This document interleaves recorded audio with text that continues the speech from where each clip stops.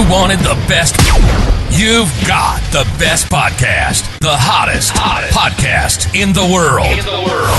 The Chris Voss Show, the preeminent podcast with guests so smart you may experience serious brain bleed. The CEOs, authors, thought leaders, visionaries, and motivators. Get ready. Strap yourself in. Keep your hands, arms, and legs inside the vehicle at all times, because you're about to go on a monster education roller coaster with your brain. Now, here's your host, Chris Voss. I'm Moses Voss here from thechrisvossshow.com. There we go. And the Iron Lady sings, and ladies and gentlemen, that makes it official. Welcome to the show. We certainly appreciate you guys. Remember, the Chris Voss Show is the family that loves you but doesn't judge you. At least not as harshly as your mother-in-law, because, you know, we all know she didn't like you anyway. She wanted her to marry Bob, and Bob went on to become that banker, that investment banker, made all that money. So she's going to hold it against you for life. But you know why they get it on her good side is refer the show to her and her family and friends. And that way she'll maybe appreciate you more, or maybe not, but she'll like me. So that's all that's really I'm looking for. Go to goodreads.com / Chris Voss, LinkedIn.com / Chris Voss, Chris Voss 1 on the TikTok, and Chris Voss, Facebook.com. As always, we have the most smartest, brilliant minds on the show. None of them are me, but that's why we do guests, people. See what we did there? We have an amazing, burgeoning, great author coming on the show. She's going to be talking to us about her newest book that's launching March 4th, 2024. It's called Stone of Love, the Stones of Iona series. Margaret Izard is on the show with us today. She'll be talking to her about her amazing book, and she is an award-winning author of historical fantasy and paranormal romance novels. She spent her early years through college to adulthood dedicated to dance, theater, and performing. Over the years, she developed a love story for great storytelling in different mediums. She does not waste a good story, be it movement, the spoken, or written word. She discovered historical romance novels in middle school, which combined her desire for romance, drama, and fantasy. She writes exciting plot lines, steamy love scenes, and always falls for a strong male with a soft heart. What do you got against weak males? Come on, man. With hard hearts. Weak males with hard hearts. She lives in Houston, Texas with her husband and adult triplets. Oh my gosh. And loves to hear from readers. Welcome to the show. Margaret, how are you? I'm good. How are you, Chris? I am excellent. Welcome to the show. Give us your .coms. Where can people find you on the interwebs? You can find me at margaretizardauthor.com. That's MargaretIzard author.com. My social handle is Mizard Author. So it's not wizard, but it's M for magic. So it's Mizard Author. Mizard. Let's see what you did there. Margaret Izard. So there you go. Maybe it's a female version of wizard, Mizard. I don't know. You just make it up. You can do whatever you want, right? Well, that's interesting. Yeah. My husband's name is William. So really? he goes by wizard. So he's a wizard and you're a Mizard. I see. It's the new, what do they call it? Mr. and Mrs. I don't know. There's a term for it. But welcome to the show. Congratulations on the new book. And I understand this is going to be a book in a series that you've got outlined. So there's going to be more to come. Yes, there's more to come. This is the first book. It's the debut book of the paranormal romance series, Stones of Iona. And Stone of Love will be coming Monday. And Stone of Fear will be coming in June 12th. There's a Christmas companion novel coming this Christmas season. And Stone of Lust, book 3 in the series, will come sometime in early 2025. There you go. Stone of Lust. That's the one I'm looking for. No, I'm just kidding. There you go. It'll be available on OnlyFans later on this year. No, I'm just kidding. It's not. No, we just use that as a callback joke. We love OnlyFans callback jokes. So give us a 30,000 overview of what's in your new book and what's inside that we'll find. Stone of Love. Stone of Love takes place in Scotland. It features an American scholar who travels to Scotland to fix and renovate a Scottish lord's old chapel, old 13th century chapel. And during this process, when she comes and renovates his chapel, he finds out that he has a hereditary duty to protect magic fae stones called the Iona stones. Oh. And so the fae task him with the task to find these missing magic stones. And he has to travel back in time to assume the identity of his identical ancestor. And while he's back in time trying to fight the evil fae and find the stone in order to save the realms, Brielle, the American scholar, accidentally trips and follows him back in time. Ah, so she's not really stalking him. She's just, it was an accident, right? Yeah. Maybe. maybe the player behind it, but yeah. Yeah. This is what people usually tell me when I was training, or they use that story. No, I'm just kidding. The jokes, people, the jokes. So this sounds really cool, and there's a bit of magic and mystery and romance, I guess. Is there romance Definitely in here? romance. That would explain the steamy lust scenes, as you alluded to in the biography. Maybe? Well, yes, there's, it's interesting because I talk about this to some writers, and it turns out to be really kind of interesting conversation.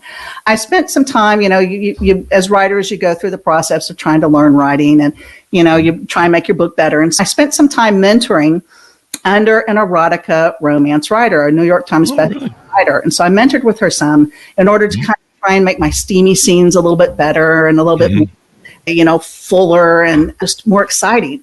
And the interesting thing that I found out with working with her is, the first thing I sent her was a steamy scene. And she's like, no, I have to know what happens before. I have to know what brings meaning and how these people connect and what makes a difference to them before we get to the actual part of the intimacy. And so the interesting thing that I learned from, of all things, an erotica writer, is that what's more important than the intimacy part is what makes them connect and what makes people connect and how people connect and how they find love and how they fall in love. And so intimacy, while it's a wonderful and a great, wonderful step towards any kind of romance and relationship, it's not the only thing. There you go. But yes, but I do write some steamy scenes, and my books are definitely for mature audiences. There you go. It's really about how you go through life, you do your things, and you connect with people. And as you do life, you kind of find love along the way.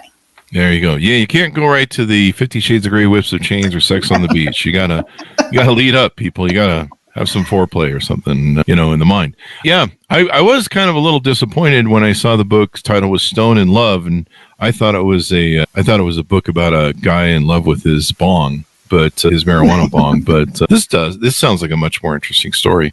Thank you. The Stone of Love is actually the stone that they're searching. Mm-hmm. And so each of the books, Stone of Fear, that's the stone that they're searching in that book, and Stone of Lust, there's a lust stone. I know you'll be enjoying that one. Yeah, I like the thing with lust, and I enjoy. Yeah. But yeah, there's actually 7 stones that they'll be searching. So there's 7 books. Mm-hmm. All right, there you go. And it's all. I guess 3 or 4 of them are technically in the can. Is that how it works? Where they're scheduled for release? Yes. Mm-hmm. Yes. There you go. I've actually written ahead. When I first contracted the first book, I had already drafted the first 3. There you go. And so I'm actually all the way into drafting book 6 right now. And there's 7 books in the series, plus there's 3 Christmas companion books. So there'll be 7 total series plus 3 companion books for a total of 10. Is that right? There you go. Doing this is your first novel. What was it like creating the characters? How did you pick them? What were some of the things you used to build them out? Well, actually, a lot of information that I got concerning the MacDougall family, which is the Scottish family that previously owned Dunstafnage Castle, which is where the chapel is, and where the novel takes place in Scotland. It's near Oban, Scotland. This is really a castle ruin, and in the book, it's actually not a ruin. The chapel is a ruin, and a lot of the characters are based upon who their ancestors are in the past, who their current people are. It's sort of loosely based a little bit on just some of their names, but the history that is involved when we do travel to the past is actually pretty accurate. So that's kind of where my inspiration started. I came up with the concept of the magic stones when I read about the Stone of Destiny, which is the coronation stone, which is the stone that the king sits on in order to be crowned. It actually traveled through Dunstafnage Castle back in the 1700s, and that's where the inspiration for this concept of these magic stones. And so I thought, this stone, it traveled through Dunstafnage to the Isle of Iona. And so I came up with this concept of, what if the stone was magic, and what if there were multiple stones and they were magic? And so I wanted to include this folklore of the Fae and now what is a Fae? Fae, fairies. Fairies. Okay, there you go. I need to read up more on the whole fairy thing and what a fae is. Now is a fae a fairy, like kind of like what I saw in like The Hobbit and stuff, the movie? Yes, it is kind of like that. Mm-hmm. Yeah, there you go. And so they go through this journey. Now, why does this genre you find appeals to you the most? Paranormal romance. just the whole concept of the folklore and being able to involve the folklore of the Fae from Scotland. A lot of the stories that come into play, some of the fables are from some of the lore of Scotland. I like the concept of the paranormal aspect, that I can do the time travel and that it becomes timeless. And that love becomes timeless, and just exploring people's destiny and whether their destiny, and it just seems that looking at time travel and involving the Fae and the paranormal, it takes it to a level above and beyond what normal everyday life. So it becomes an escape. But the concept is that you find fate and you find fated love, and your destiny is found, whether you're in this time or you're in another time. There you go. When you were young, did you write? What made you first decide you were becoming a writer? Was paranormal activity something you were always interested in, or was there something that triggered? I've always been interested in drama and fantasy and telling stories. I started dancing when I was 3. I started taking acting class when I was 8. Began performing when I was 3. So telling stories in different ways, whether it's through dance, whether it's through theater, whether it's through singing, that's always appealed to me my entire life. And so I've always wanted to write. And, I thought about it when I first married, and I sort of had a little detour when I had triplets. Was that because you're a guy technically named Wizard, if you take the first one? Maybe. There you go. Maybe. Hey, but yeah, so had triplets. I was going to say we need to flush that out, because we can't have that in the bio without knowing more. Triplets. Wow. Triplets. They're 26. Wow. 26 of them, or just triplets? No, they're 26 years old. No. There's 3. There's 2 boys and a girl. That's quite a load. Did you find you wrote during that time, or were you just too busy and I don't know? I've written some most of my life. I just never had the courage to share it with anyone. And I never felt that it was good enough. I danced in college. I've always told stories through movement. I owned a studio, ran a dance company, raised my kids. Storytelling has been a part of my life all my life. Yeah. Stories are the things that shape life, or as we always say, the owner's manual to life.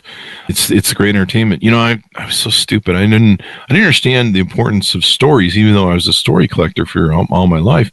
I didn't understand that everything was stories. Movies, TV, books, everything. We love stories. It entertains us. It motivates us. It inspires us. We learn from stories. We learn from other people's lives. So when did you finally decide to, say, hey, I'm going to write and start pursuing getting this publishing deal? Probably about 5 years ago, I decided I wanted to really sit down and do something important. I don't know if you want to call it a midlife crisis, but I just wanted to do something very important for myself. I had spent a lot of time with my children through high school and college, tutoring them. And they had, kind of finished college, and they've kind of got their lives set. And so, my time kind of freed up, and I said, this is it. It's now or never. And so it's interesting, because I finally did put my foot down and finally sat down and wrote something and took some classes and took some seminars and, learned what writing was all about and how to write well. And that's what's important, is how to write well. So you finally got those darn triplets out of the house. And I'm just kidding. And now you've been able to focus on it. Right. I've been able to do a little focusing on myself, and it's really been a very rewarding and a very growth experience in order to write a book and to share it with the world. It seems that, I'm already into book 6. I seem to have a lot to say. Yeah, you become a font of just literature that's just pouring out of you. This is awesome. Thank you. Why have you been keeping it from us all this time? Well, we know you had triplets. It had to be the right time. There you go. It is kind of interesting how life works that way, where you have to find the right time, and then it comes out of you. As you've been writing the books, what sort of, some people have different ways that they write. Is there a certain pattern or trick that you use to write every day, or do you have sort of rules and regulations? Like some people write in the morning, some people write at night. What's the thing that you find works for you? Because you've been pretty proficient with it so far. I've been very proficient. I've been very disciplined. I write during the day. I brainstorm during those insomnia hours at night. I get some of my greatest ideas at 3:00 in the morning. I need to do that when I'm not sleeping. Just get up and try and write some stuff. I tried it once. I tried to get up and write at 3 a.m. and it's just awful. It just doesn't work. Thoughts come great, because that's, I think when you have your clearest mind and your mind, it's the most open. So I usually make little notes with my phone, roll over and make little notes and try and go back to sleep. But I'm very, very disciplined about writing during the day. Sometimes I write in the morning, sometimes I write in the afternoon. I'm very disciplined about my outlines. I do outline, and I'm very disciplined about that. But my muse has a tendency to take over from time to time, and we kind of go off on little tangents. But it's kind of fun. There you go. I need to take inspiration from that when I'm having insomnia. Usually, the only inspiration I'm usually having are thoughts going on in my head when I have insomnia is like, go the hell to sleep. We have to work tomorrow. Damn it. But maybe I could do a novel of a guy who has insomnia. And wait, did Stephen King do this novel? Sounds like that's something he already did. But about a man who's just has insomnia. Wasn't there a movie about a guy who couldn't go to sleep called Insomnia? I think it was called. Yeah. I think Robert De Niro or Al Pacino was in it or something. I don't know. But yeah, maybe it's already been done. All the great stuff has already been done. But you're just kicking ass and taking names now. So is there a formula for is there lots of love scenes in the steamy love scenes in the book, or what's the pace of it you keep up through the book? Is it just going to be one big love scene or more? No, there's some scenes that lead up to the love scene, and there's more than one love scene. And it kind of, it's, I don't want to give too much away because it explores a lot about who those characters are, who those people are, how they fell in love, what is important to them, what resonates with them as a couple, and what resonates with them as individuals. But I will share that their first kiss is shared over chocolate molten lava cake. Oh, wow. That's good. That's good. I've had a few dates over chocolate molten lava cake. That stuff is good. Well, both are kissing and anyway, whatever. But no, that's a romantic setup right there. Chocolate molten lava cake. Chocolate molten lava cake. Yes. Yeah, that's that right away. That gets the juices flowing. There's chocolate, man. That's good stuff. What have we talked about that we can tease out? The one thing about novels is we can't talk about the middle and the end usually. What else have we teased out in the book that we should tease out? The couple connects over. Colin is the main lead character, and Brielle comes to renovate the chapel, and they actually connect over his history. His history is part of what the chapel is. His parents actually died in an accident just before the novel started, and that's how he learns that, that's why during the beginning of the novel he learns that he has this hereditary duty, because he wasn't really aware of it, and his parents died suddenly. Oh, wow. But a chapel itself is actually a project of his mother's. And he kind of inadvertently inherits it. And he doesn't really want it. He's a lawyer from Edinburgh, and he, they call him solicitors there. We call them lawyers.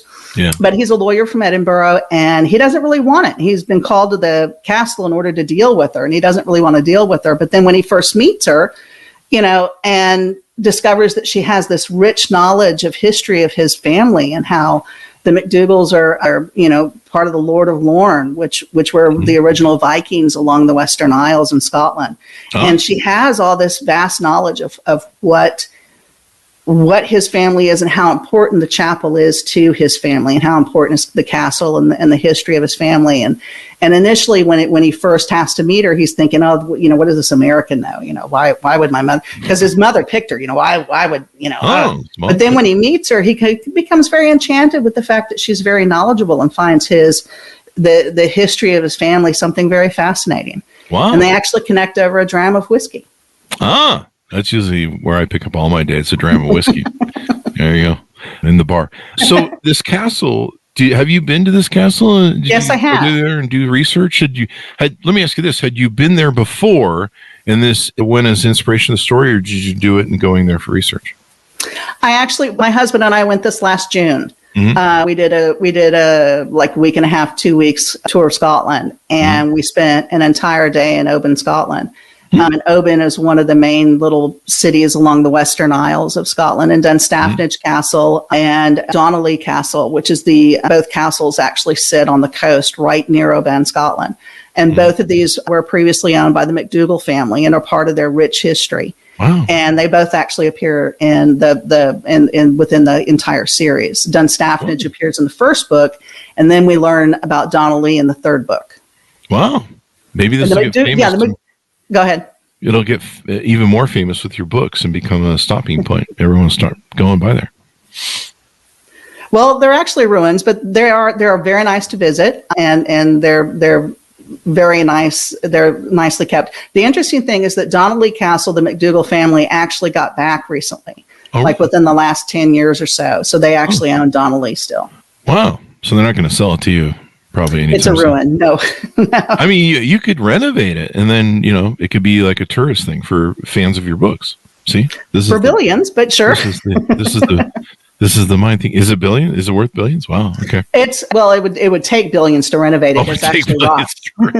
Yeah. Well, the family actually lives. There's a smaller home that's was built much later, probably around the 19th century, that they actually reside in on the property. There you go. Well, Margaret, just think big here. Just maybe write some more books and, save. There you go. I don't know. It's just an idea. So I think there's a book launch you're doing or some sort of gift basket or something. Tell us a little bit about that. There's a swag box or something. Yes. The Stone of Love book swag box. It's actually a brainchild of mine, and it's actually taken off really well. I'm actually giving a number of these away, but the next one that I'm giving away will be this next Monday. It'll be on my Facebook page. I'll be hosting a Facebook launch party Monday, March 4th from 10 a.m. to 5 p.m. Central Standard Time. And if you tune in, comment, we engage a little bit, I'll actually pick one of the people from the party in order to win the book swag box. What's in the book swag box is actually kind of fun. Naturally, the book. There is a bookmark. There is a recipe card that has chocolate molten lava cake recipe. Ooh, that is on the recipe card. There's an author pen. There is a calendar from my publisher, Wild Rose Press. So there's a 2024 calendar, wall calendar located with it. There is a stuffed animal from the lore in the book, and I'm not going to give it away because it's a special story, a special fable in the book. There is a insulated metal wine glass, because Brielle, the main character, loves Chardonnay. There is also a Dublin whiskey shot glass that is, and both the wine glass and the shot glass have a special logo for Stone of Love etched on them. And then there's also a book bag. There you go.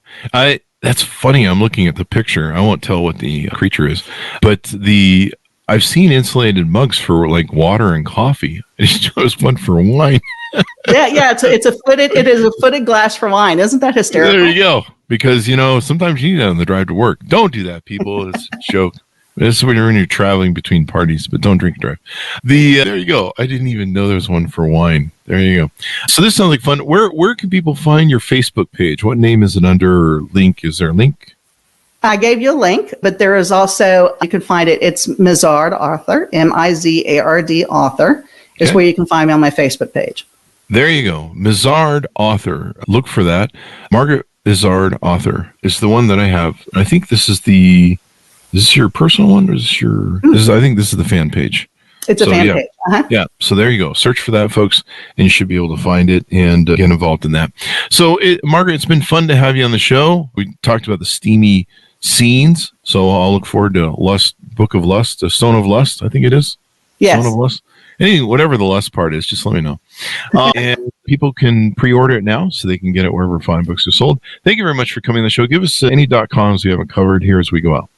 MargaretIzard.author.com, MargaretIzard